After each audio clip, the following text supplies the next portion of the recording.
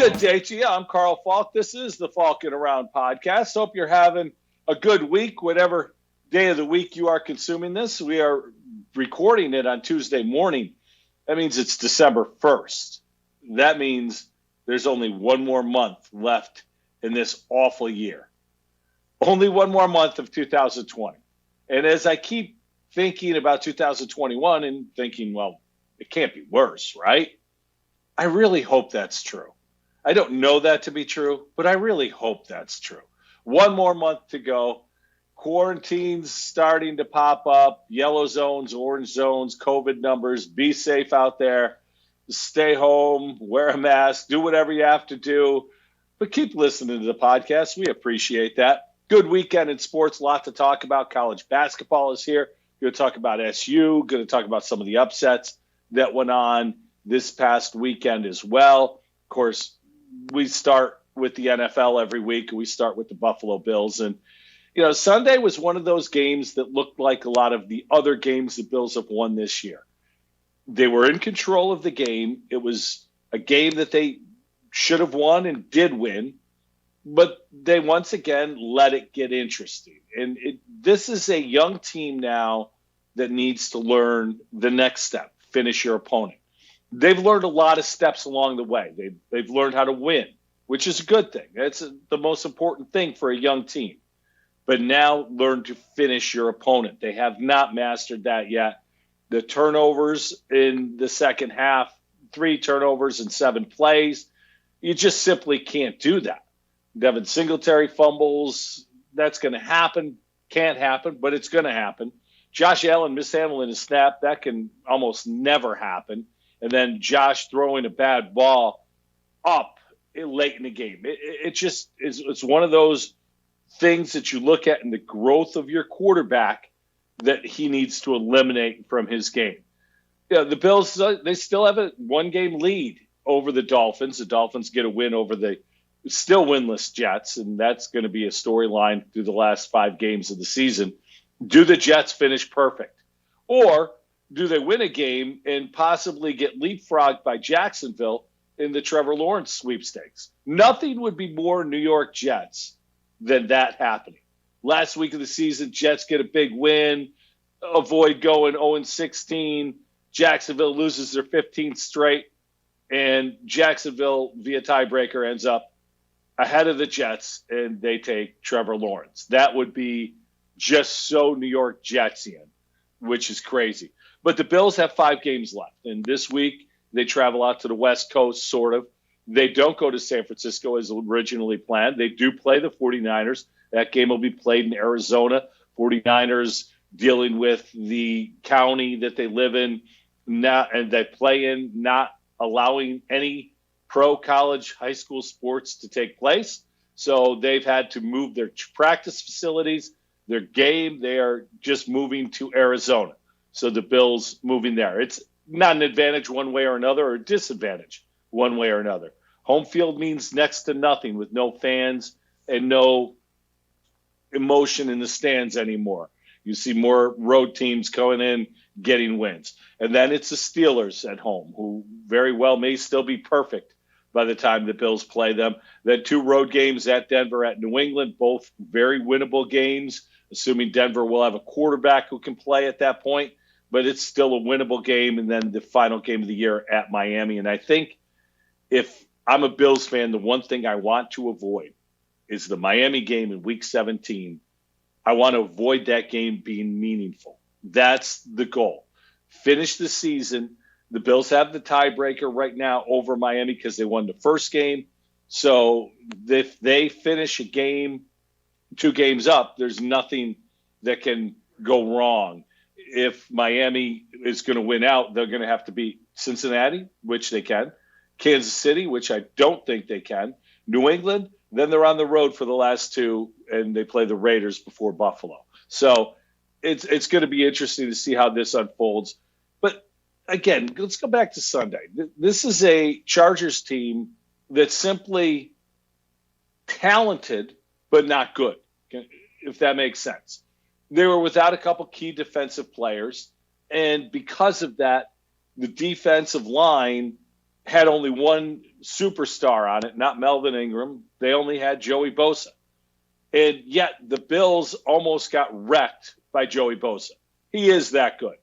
Bosa's stat line is ridiculous. He had 8 tackles, 3 sacks, 6 tackles for loss in the game, and he recovered a fumble. He dominated this football game on the defensive side of the ball for the Chargers. Unfortunately for the Chargers and their fans, Anthony Lynn put on a display of clock mismanagement, the likes of which we may never see again.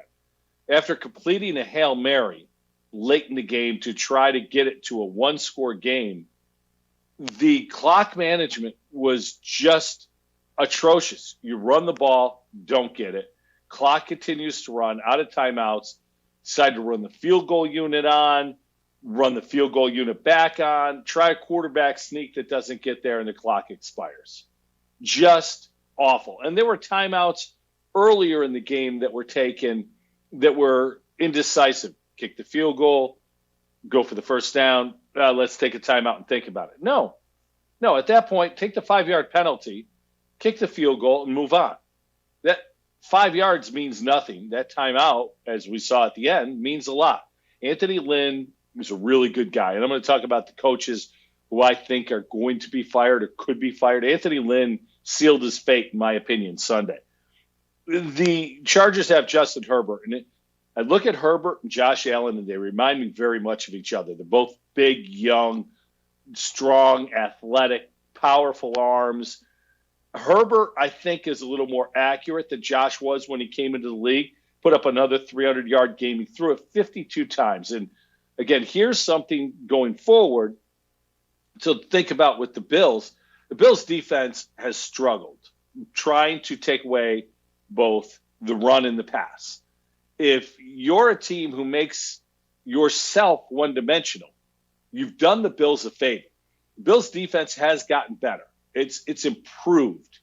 Getting Matt Milano back, and I don't know if he'll come back this week, though he's eligible, will certainly help. But one guy I want to single out is A.J. Klein, because I've been very hard on A.J. Klein. A.J. Klein isn't fast enough to be a really good linebacker in the NFL right now. But on Sunday, A.J. Klein had a hell of a game. He had a sack and a half. He had 14 tackles. He played great. Another guy who played really well, and another guy I've been critical of, so I want to mention it, was Ed Oliver. Ed Oliver was very disruptive on that defensive line. He did a lot of good things. Now, everyone will remember the roughing the passer penalty, followed by the offsides penalty. Yeah, that was a bad 2-play sequence for Ed Oliver. But if you watch that game and you watch the push that he got, maybe the light's gone on. Here we are in year 2, and maybe Ed Oliver is starting to figure things out. And if that's the case, this Bills defense will get that much better. Offensively, this was a different game, and it was a game where the Bills, in their bye week, they talked about it. We got to fix the running game. And it appears as though they did. They had a situation up front where now Cody Ford is out for the season. And as much as I hope Cody Ford becomes the player he was drafted to be, he's not at this point. Not a good guard. He's not a good tackle. He's just not a good offensive lineman in the NFL yet. That Cody Ford becomes something eventually, but it's not going to be this year. So that means John Feliciano now moves over to guard, which I suggested last week. Mitch Morse is back at center. Brian Winters has not been spectacular, but he's a solid veteran. So you've got that offensive group in the middle to build on your running game. And I thought they did. Devin Singletary ran the ball about as well as I've seen him run it all year. 11 carries, 82 yards. He had the fumble, which obviously is something that we talked about last year in the playoffs because Singletary fumbled 3 times in one game last year. Let's hope it's just the one and it goes away. Zach Moss had some really nice runs. He had 9 carries, 59 yards. When your team runs the football for 172 yards, you're probably going to be in pretty good shape, and the Bills were. Josh wasn't asked to do a whole lot in this game. He was 18 of 24, 157 yards. it's funny to me that whenever the Bills run the ball a lot and Josh Allen doesn't throw the ball a lot, it's met with criticism, and people get a little frustrated by it. Look, this team still plays in Buffalo, New York, and in the playoffs, you might have wind blowing sideways, snow, whatever the case. Running games travel. They work they're like the post office. Wind, sleet, snow, or rain, they're going to deliver. Passing the ball sometimes doesn't work in bad weather. It's a lot more difficult to do so.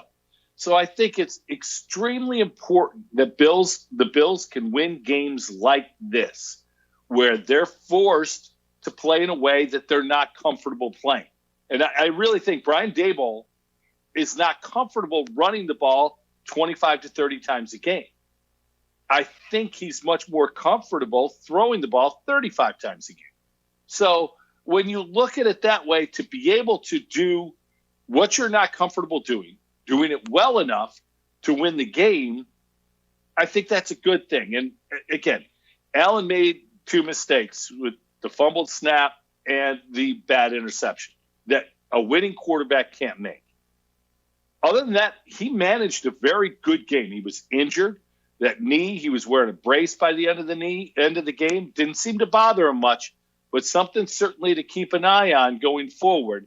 It's one thing to get hurt in a game and finish the game because your adrenaline is flowing and all the good things that you're feeling during the game.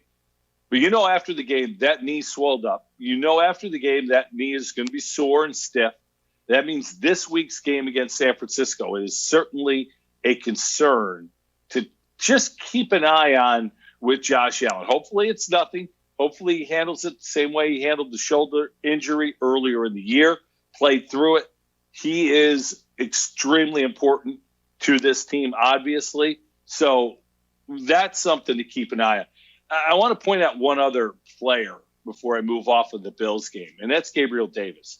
This is a kid who was a rookie in camp. Everyone raved about him. He was the talk of camp. And oftentimes the talk of camp becomes an afterthought during the season. But here he is at this point of the year contributing with John Brown out. Gabriel Davis had 3 catches, 79 yards. He caught the touchdown pass from Cole Beasley, a great play call by Brian Daboll. But 22 catches for 354 yards, 4 touchdowns in his rookie year. You think about this, 30 catches for 500 yards at the end of the year, something around those numbers, maybe 5 or 6 TDs. Gabriel Davis has had a really strong rookie season. It's been really impressive. And with John Brown going on IR, missing a couple weeks now, I think it's really important that this kid continue to play the way he has, and for Josh Allen and Brian Daboll to have the confidence in him that they seemingly have, the ability to call plays for him that he's going to do his job. So good win for the Bills. We could sit here all day and pick apart the win, but 8-3 is 8-3. Let's be honest. If I had told you at the beginning of the year, Bills were going to play the 49ers on Monday night and be 8-3 at the time, you'd have taken it. I don't think anybody out there would have been upset with that. And the fact now, if you're not somebody who enjoys 1:00 games, the next 4 games are games that are on primetime. This game is a Monday night game for the Bills and the 49ers. Then there's a Sunday night game with the Steelers. The game in Denver is a Saturday game and a Monday night game in New England. So 4 chances for the Bills to shine in prime time, something they have not done. Flashback to either the Kansas City or Tennessee games. It has not been a good showing on primetime. The Bills need to finish strong. So that's the Bills part of the podcast. The NFL Week 12 recap goes a lot like this. The game I was most interested in, and I've been very hard on Tom Brady and the Buccaneers, was the Kansas City-Tampa game. And Kansas City to me, and I apologies to you Steeler fans who aren't going to like hearing this. The Chiefs are the best team in the league. I know the Steelers are 8-0, and I know they're a team that many people think could go undefeated. I personally don't, but there's a chance they could. They've gone this far without a loss.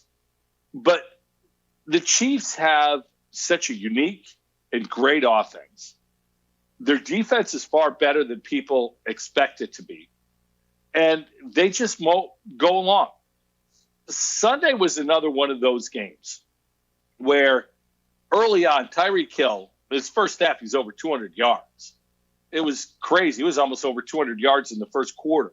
He finished the game, 13 catches, 269 yards, 3 touchdowns.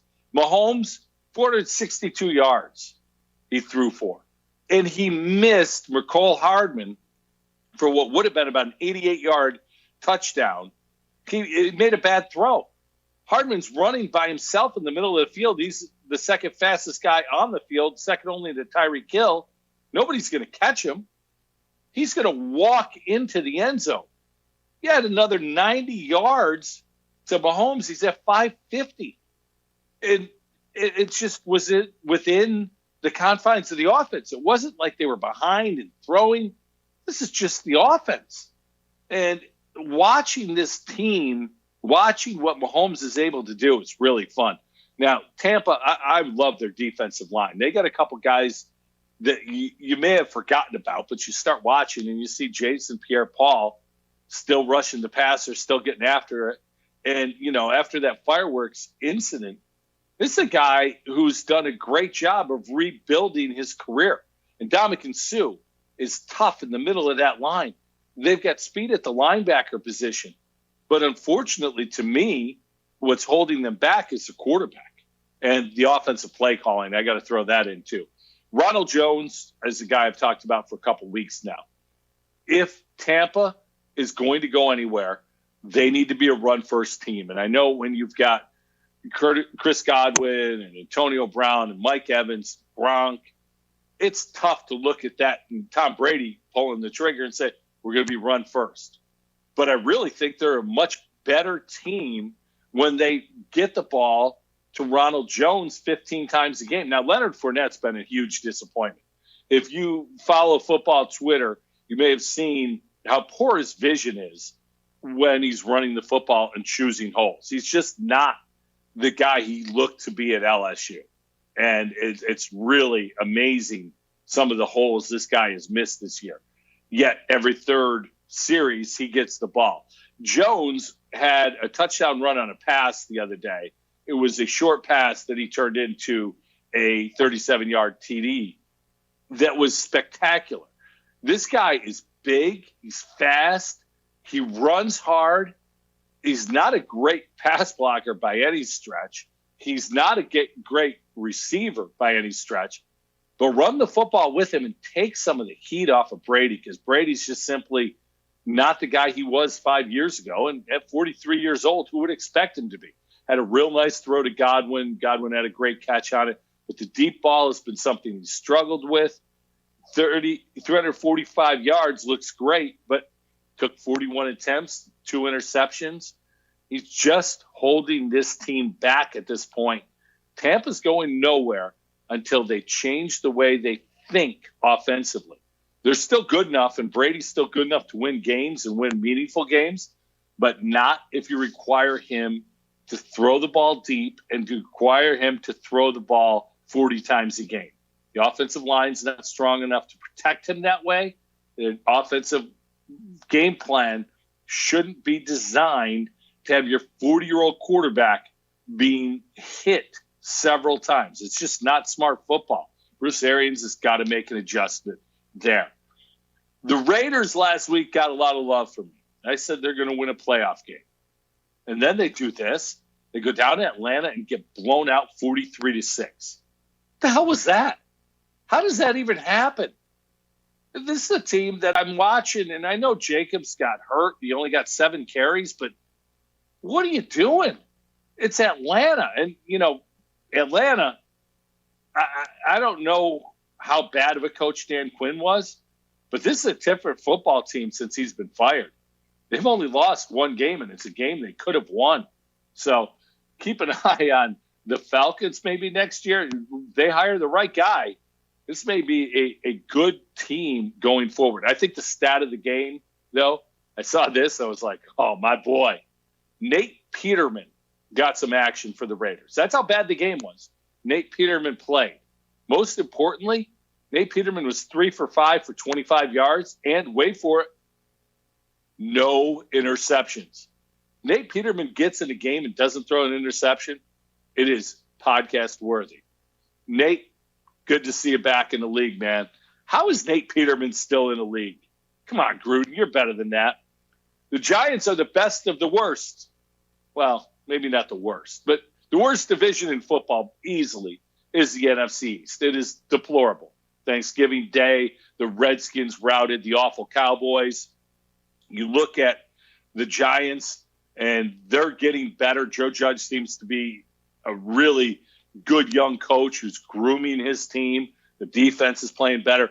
Unfortunately, in beating the Bengals, Daniel Jones was injured. And Daniel Jones needs to be healthy for this Giants team to win games. They just simply are not going to win games with Colt McCoy.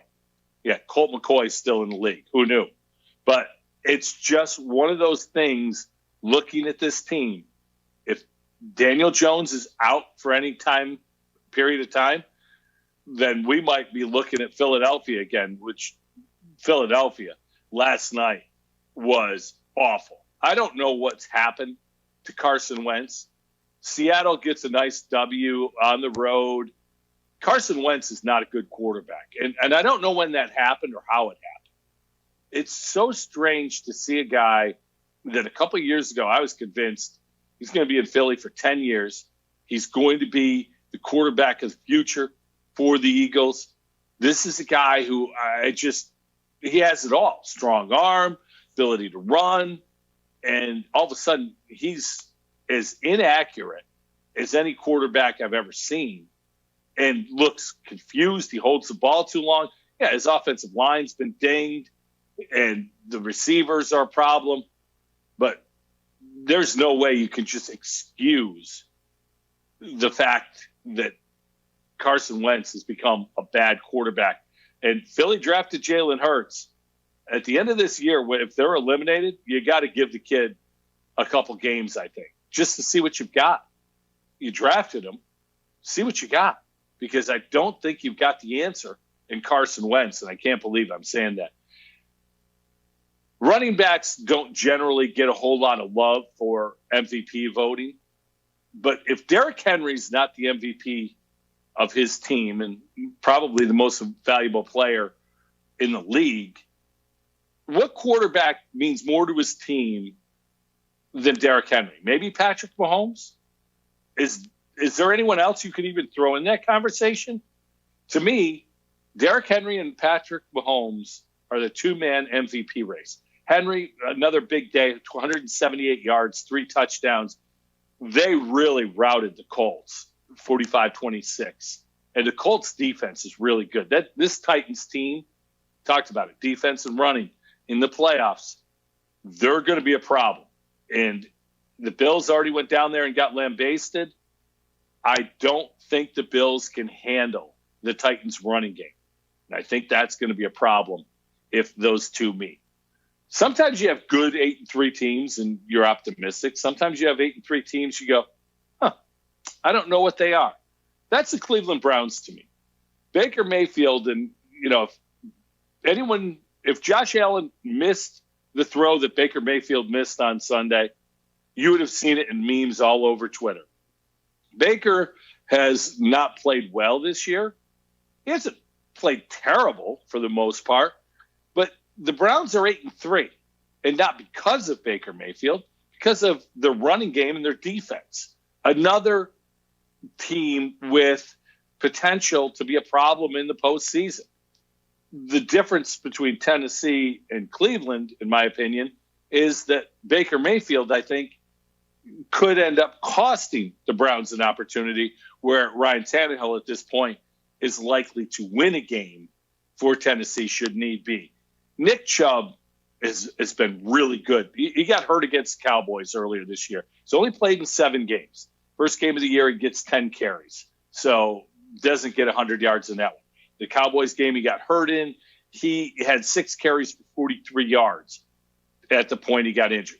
The other 5 games he's played, he's been over 100 yards. This kid's a beast. And when you throw the fact that they've got Kareem Hunt behind him and complimenting him, Cleveland is going to be a good offensive team, a ground-based, a running-based offensive team now going forward for a couple of years. If they continue to build that defense, this is going to be a really, really good Cleveland team. Again, not sold on Baker. Don't like what I've seen, but this is the real deal. The Vikings and Panthers had a fun game. Joey Sile misses a 59-yard field goal, I think it was, at the horn to lose the game. Vikings win by 1. But the thing I wanted to point out was Justin Jefferson in the rookie year he's having. Obviously, Bills fans, you all know Stephon Diggs goes to the Bills. The Bills offense turns completely around and becomes a very good offense. Diggs is having a great year. Nobody from Buffalo is complaining about the price that they paid for Stephon Diggs, nor should they. However, there's 2 sides to every story. The price that they paid, or at least part of the price that they paid, was the number 1 draft pick. That number 1 draft pick turned into Justin Jefferson. And you look at what he's done. 7 catches, 70 yards, 2 touchdowns on Sunday for the season. 918 yards, 52 catches, 6 touchdowns. This kid's been really, really good. This is a true trade where both sides win. The Bills get Diggs, not looking back. The Vikings get Jefferson, and they are looking forward. And if the Vikings didn't lose to the Cowboys after that atrocious start, I think they'd be right back in it where they get an opportunity to sneak in the playoffs. New England's not dead. And until sometimes you see a team eliminated, you won't believe they're dead. And that's my approach with the Patriots. They beat the Cardinals 20-17. You look at the box score and you try to figure out what they did well, and you don't have an answer. There's no advantage. There's no stat. There's no nothing that says this is why they won. But there's a reason they won. And it's Bill Belichick against young quarterbacks. Kyler Murray is a very good young quarterback, but the word young is still in there. And because of that, when you play against the Patriots, you're going against Bill Belichick, and it can't happen. Well, this is one of those games that will forever be talked about. The Saints and the Broncos games. And it won't be talked about because it was an instant classic. It wasn't a thing of beauty. It wasn't a great game. It wasn't even a good game. 31-3 Saints win. But the fact that Denver played the game without a quarterback is what will be talked about. Kendall Hinton was a practice squad wide receiver on Saturday. Gets called up to the 53-man on Saturday afternoon, and on Sunday he's starting at quarterback because he played some quarterback at Wake Forest before he moved to wide receiver. The NFL is not about competitive balance or fairness unless you're the Baltimore Ravens. We'll get to that. But they don't care. They are going to get this game in, this season in. They don't want a Week 18. They've got their schedule, and they're forcing it to play out. The way things are going with COVID in this country right now, the numbers are exploding. It's getting harder and harder to play these games, and there's more put on each team to make sure that their players are compliant. And if their players aren't compliant, it's the team's problem, not the league's problem. And the league simply does not care. They do not care if you don't have a quarterback. Now, my question is, if Denver was a playoff team, would this have been the same situation? And the answer to that is probably not, because you look at the Ravens, they were supposed to play the Steelers on Thursday. Didn't happen. They were going to play it Sunday. Didn't happen. Going to play it Monday or Tuesday. Now it's scheduled for tomorrow, Wednesday, at 3:40 in the afternoon. Because NBC is committed to the lighting of the Christmas tree in Rockefeller Center. So the NFL, which never took a backseat to anybody in 2020, is taking a backseat to a Charlie Brown Christmas tree in Rockefeller Center that nobody can go to watch because of the COVID situation. Okay, I get it. But it's just inconsistent. And it's strange. When you listen to the experts or the people on the in, Adam Schefter has become such a shill for the league that he has become annoyed with his colleagues for questioning the difference between Baltimore and Pittsburgh and Denver and New Orleans. And he has come out and defended the league on this. Now, look, I get it. When the league decided they were going to play this year, they said it week one. This year is not about competitive balance. They don't care. Somebody's going to get screwed, and it's just the fact of the matter. That's the Denver Broncos. They got screwed. And you know what? Tough shit. Move on. Be better. It's just amazing that they let this happen, the Broncos, that is. And it's amazing the NFL came down on them the way they did. There was an assistant coach who was a former quarterback who knew the playbook inside and out.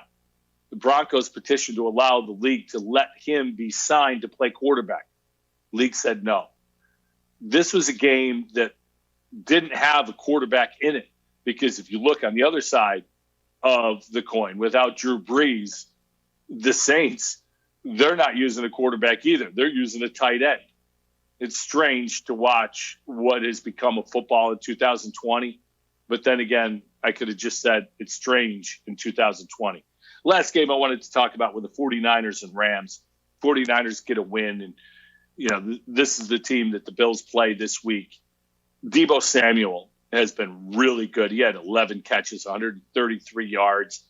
Nick Mullins has been okay. The defense, even with the loss of Nick Bosa, they have had so many injuries on this 49ers team, yet here they are beating a good Rams team and staying competitive. And they're going to give the Bills all they can handle this Monday night. So it's just a strange year, and, keep the train moving. That's the NFL's message to the league. Just keep going forward. Whatever happens, happens. It's going to be an asterisk year in every way, and the NFL is going to be no different. It's going to be an asterisk, but that's okay. They're getting the games in. We're watching. We're talking about it. It's more than we could have hoped for, I guess, unless you're a Broncos fan, in which case, Ravens, don't forget, Ravens Steelers, 3:40 tomorrow afternoon. Set the DVR if you're at work. The Lions finally cleaned house. So soon? Matt Patricia and the Lions' awful performance on Thanksgiving Day was the final straw. Bob Quinn also fired the general manager of this team. Not often do you see this, but when a guy gets fired in the NFL, usually people take up for them a little bit. This guy, good guy, didn't work. You're not seeing that. Former players tweeting with joy over these two getting fired. Patricia came in, and I rooted for Matt Patricia because as somebody who grew up in Herkimer, New York, I'm a Central New York guy. Patricia went to VVS, a school near Utica, and went to RPI. So because he's a somewhat local guy in the 315, I rooted for him. But when you're a Belichickian disciple, you don't come in with Belichick's rings.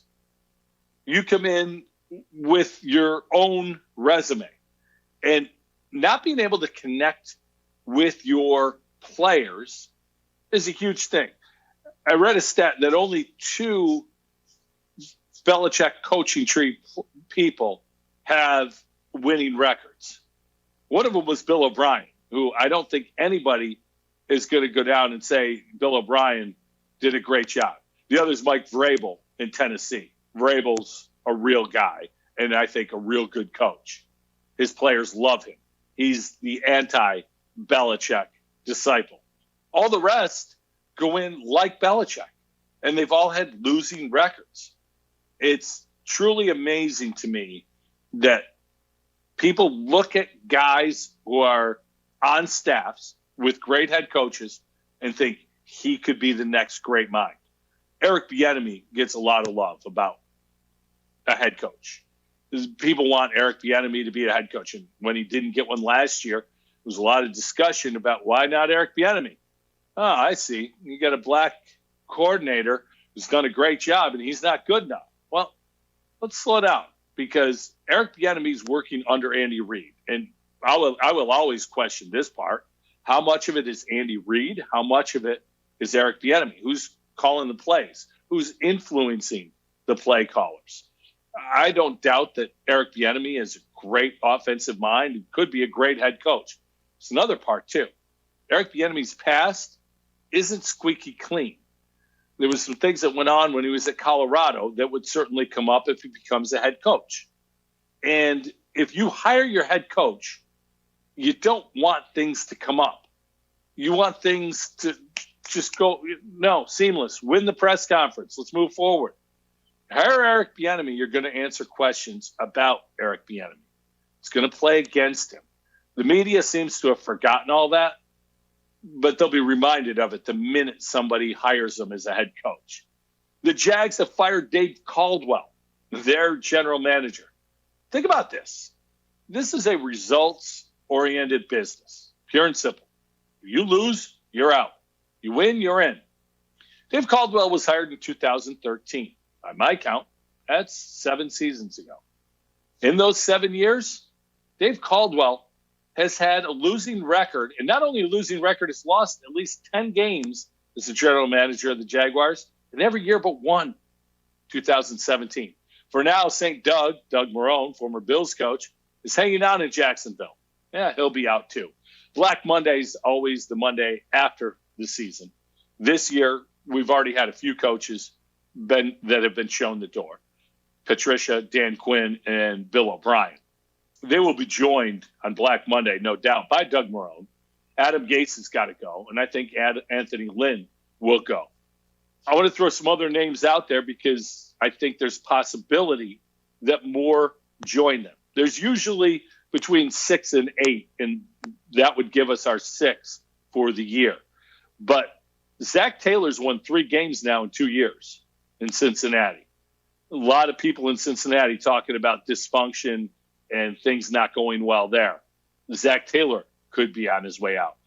Doug Peterson, if he doesn't turn this around, I know he won the Super Bowl a couple years ago, but there's a chance he may go. I don't think Mike McCarthy gets fired because I don't think Jerry Jones likes paying coaches not to work. But keep an eye on McCarthy's situation in Dallas. His decision-making on Thanksgiving Day against the Washington football team, was just abysmal. Matt Nagy in Chicago, I just don't see it. Offensive guru, and this is a team that hasn't had an offense since he's gotten there. And one other name to keep an eye on, just because of the way things have unfolded, though I think they like him, Denver and Vic Fangio. Things haven't gone well there. This COVID situation shows somewhat of a lack of discipline within the team. If things go south the rest of this year, that may be a possibility as well. And there's always somebody we don't expect.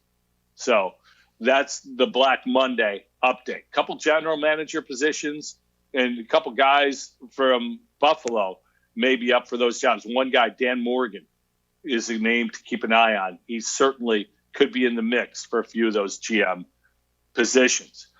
Move on to college hoops. Syracuse underway. They're 1-0. That's all that matters. They're 1-0. I didn't think they'd be good on Friday against Bryant. I didn't think being paused for 12 days, practicing one and helping and playing the next day was probably a recipe for success. But the 1-point win and the lucky 1-point win, Bryant had 2 good looks at the buzzer that would have won it for them. This was bad. This was an ugly situation. And to Bryant's credit, they came in with a game plan. They were going to shoot the 3. And they did. In the first half, they shot 50%, 9 of 18. They had led for most of the game. SU, they struggled offensively. Joe Girard was abysmal in this game offensively. 2 for 14 from the floor, 2 of 9 from 3. Buddy Boeheim led the team with 21 points. He was only 4 of 11 from 3. Quincy Guerrier had a nice day, 15 points, 13 boards. Marek Dolezaj, though, was the star. Marek, 20 points, 10 assists to go along with his 5 rebounds. And maybe most importantly, doing a solid job in the middle with Barama Sidibe going out early. Sidibe hurt his knee. He's having surgery today, as a matter of fact. Will be out at least a month on that. Means that the Orange will go with Marek in the middle. Alan Griffin, the newcomer, who had 17 and 13 and looked every bit as advertised against Bryant, will be on one wing with Guerrier on the other. And frankly, those are the Orange's 5 best players. But Sidibe gives them length in the middle of that zone and a rebounding presence that they may need going forward. But maybe the most interesting part of this game was the back and forth between the coaches. And it wasn't really a back and forth. At halftime, Jim Boeheim made comments that we shouldn't have played this game. We should have canceled this game because we didn't practice, because things didn't go as scripted. We shouldn't have played. Well, Jared Grasso, the Bryant coach, took exception to that. Here's Grasso after the game responding to Boeheim's comments.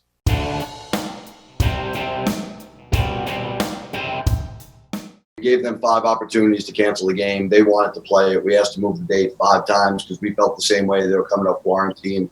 They asked to play it. They wanted to play us. We should have beat them at their place. If that's going to be their excuse, so be it.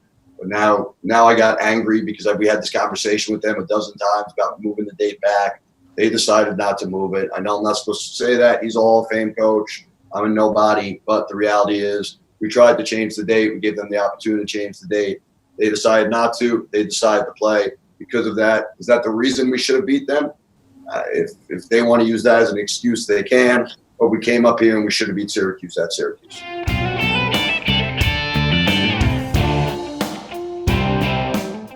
I like that. I really do. Now, Boeheim, after the game, at halftime, he said we shouldn't have played this game, recipe for disaster. After the game, Boeheim's comments were, I made a mistake. I shouldn't have scheduled this game. It wasn't smart by me. He took ownership of the decision to play the game. Grasso, though, he's not kissing anybody's ring, and I like it. You went in there, you should have won the game and played really well, and you've got a good competitive team that are going to play well in their conference. I like that he didn't kiss the ring. That's if you're a player and that's your coach after the game, you got to like that. The guy's standing up for you and defending yourself and go right back at the coach, who's the Hall of Famer. I do really like that. This Syracuse team is going to be very similar to last year. And some of you may hate that. Some of you may like it. You've got 3 guys who can really shoot it.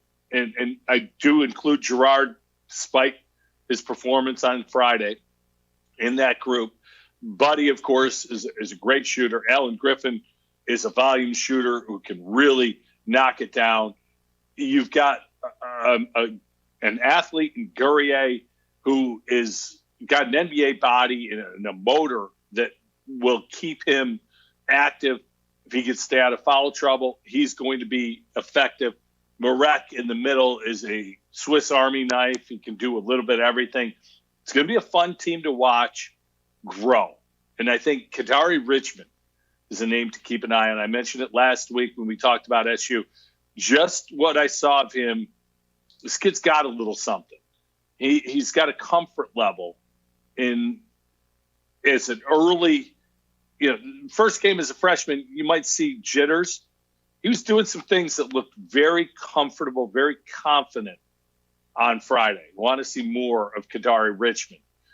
They play next on Thursday against my alma mater, Niagara University. So go Perps. Greg Paulus, one of the best young coaches in the country, who brings the Purple Eagles into the Dome.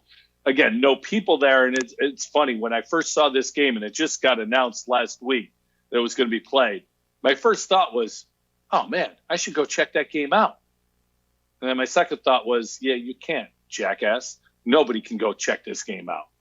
2020. Yeah, well, another 2020 moment is the fact that with no exhibition games and games popping up, Mike Bray, Notre Dame coach, went on Twitter looking for a game. Hey, looking for games. DM me if you want.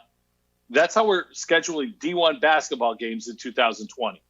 But San Francisco beat number 4 Virginia, which San Francisco, when's the last time they were good? Crazy. Virginia Tech beat number 3 Villanova. Nova's really good. I know that's weird that I'm saying they got beat. They're really good. Richmond beat Kentucky. This is a year that, especially early on, you're going to have some crazy upsets because teams are going to go on pause, forfeit games, miss games, not be able to play games, and then move forward with games. And the teams aren't simply going to be ready to play. And it's strange because now essentially college basketball is going to be in a bubble for a little while. Most students across the nation are not on campus. So the only ones on campus are going to be the basketball players. So they're kind of in a bubble.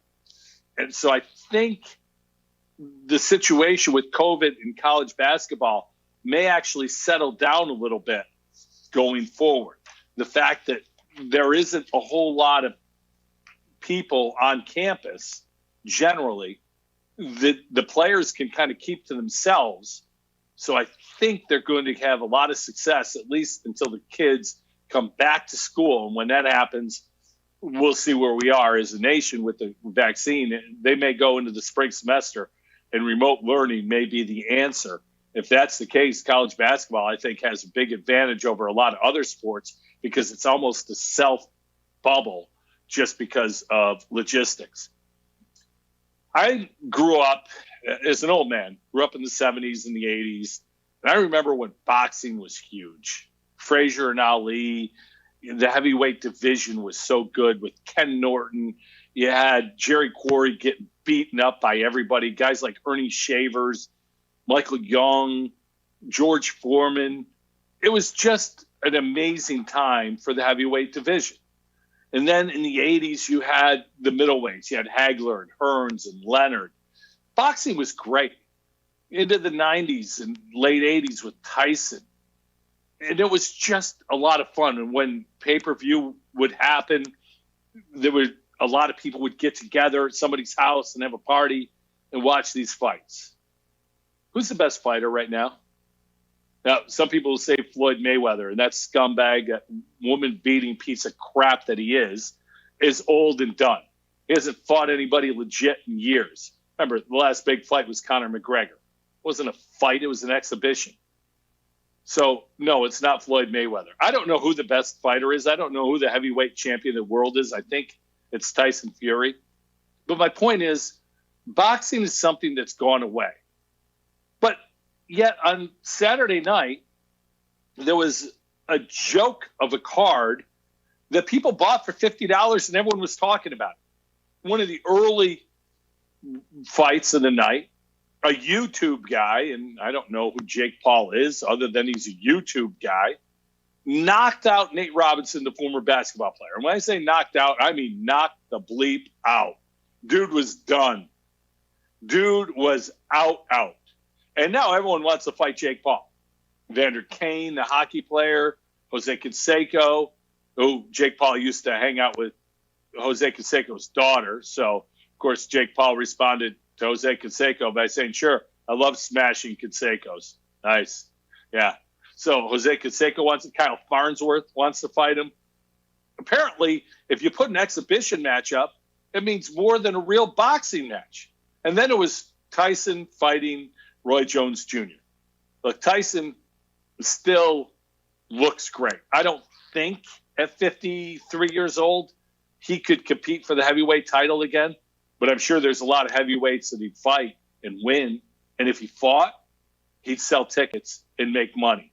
I won't be surprised if Tyson does a little George Foreman thing here going forward. Roy Jones Jr. didn't look like he was in great shape, but then again, It didn't matter. He got a paycheck. Boxing used to be big. Now it's just a joke. College football in 2020, I don't know what to say about college football. You've got a lot of teams that are good teams that aren't playing well, and they're going to be looking for new coaches. Michigan, Texas, Penn State, all may be looking at new coaches. Ohio State was paused this week, but the focus to me is on who's going to be the hot candidate. Well, Iowa State is having a very good year. Matt Campbell has done a great job there. I want you to listen to soundbite a couple of years ago, not because it's relevant to today, it's relevant to every day. Here's Matt Campbell, and I think this guy gets a big-time job after this year.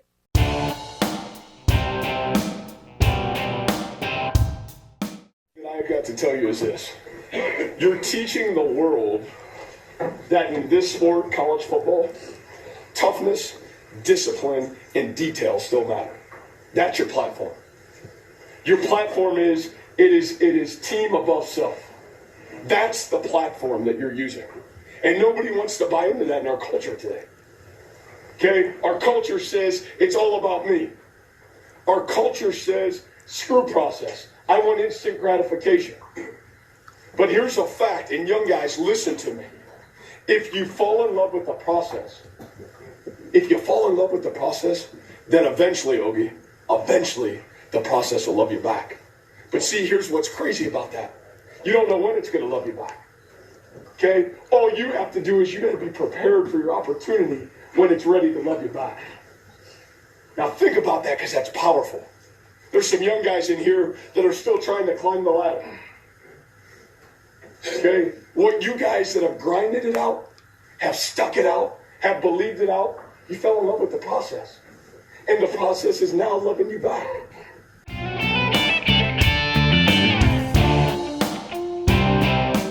It's going to be an interesting offseason. Harbaugh, they lose to Penn State. Penn State gets their first win of the year. Those two coaches, I'll be shocked if they're both back next year. I think one of them may be back, but I can't see both being back.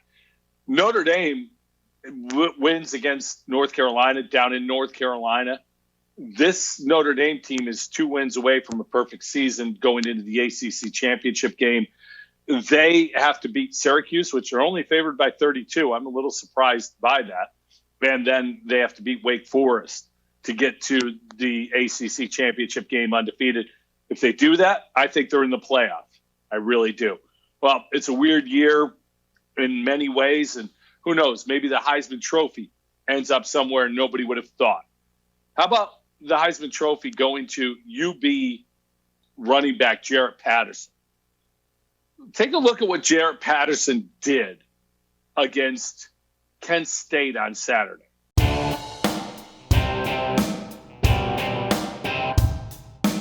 First and goal from the 3. Tight end in motion. Patterson up the gut, and he is in. Touchdown Bulls on their second play from scrimmage. Has certainly earned that distinction.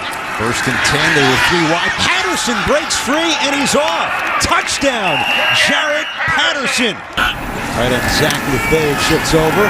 Patterson to the left side, through the hole, and he's off. Patterson going for his 3rd touchdown today. All in the first quarter. In State 49. Wilson in motion. Here's Patterson. Escapes a tackle. Splits a hole. Patterson's off once again. Jaret Patterson, how about 4 touchdowns here in the opening half? From the 1. Van Treese to Patterson. He dives. He's in. Touchdown. Jaret Patterson, number 5 in the first half alone. Patterson again up the middle. He's in. Touchdown, Jaret Patterson. And he's matched his own school record. That's number 6. Olenek shifts. Patterson takes the handoff, and he's in. Jaret Patterson, how about lucky number 7? It's a new Buffalo record. He breaks another one of his own marks. Up and a snapping. Patterson again. On his feet, past midfield, and off to the races. Jaret Patterson, how about touchdown number 8? And maybe the toughest one of all for 65 yards.